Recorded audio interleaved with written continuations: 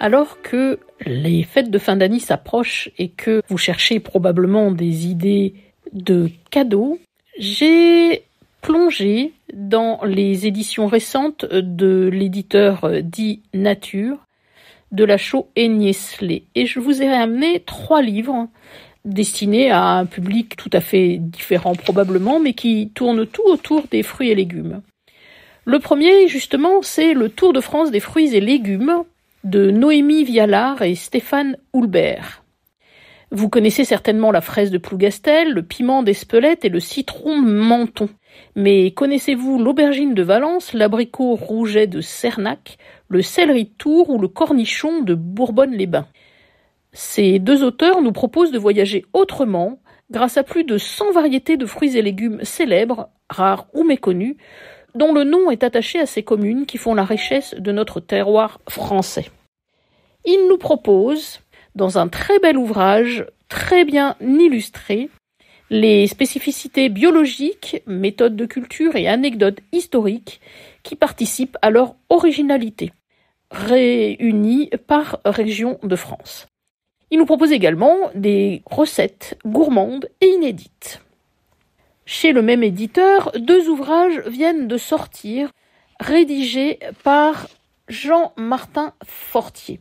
Jean-Martin Fortier est un maraîcher québécois qui, au sein de la ferme expérimentale des 4 Temps au Québec, donc, a développé des solutions pour la culture et la récolte des légumes, notamment en hiver.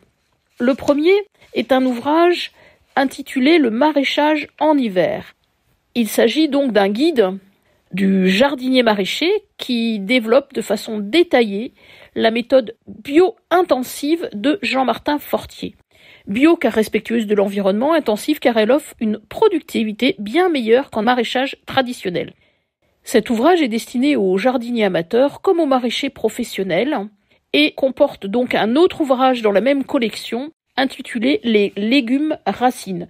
Celui-là est un plus petit ouvrage, probablement plus technique, qui complète néanmoins parfaitement bien le premier, donc le maraîchage en hiver. Les légumes racines font en effet partie des cultures emblématiques du potager. Certains sont bien connus, comme les betteraves, les carottes, les céleris, la pomme de terre, le navet, le radis, les salsifis, etc. Et d'autres un peu moins, ou ont été redécouverts récemment, comme les rutabagas, les scorsonères ou la poire de terre, voire le panais. Jean-Marie Fortier leur applique avec succès sa méthode bio-intensive et nous transmet ses trucs et astuces pour les cultiver au mieux. Je vous rappelle donc ces 3 ouvrages parus chez Delachaux et Niestlé, Tour de France des fruits et légumes de Noémie Vialard, Stéphane Houlbert, Les légumes racines de Jean-Martin Fortier, Le maraîchage en hiver de Jean-Martin Fortier et Catherine Sylvestre. À la semaine prochaine.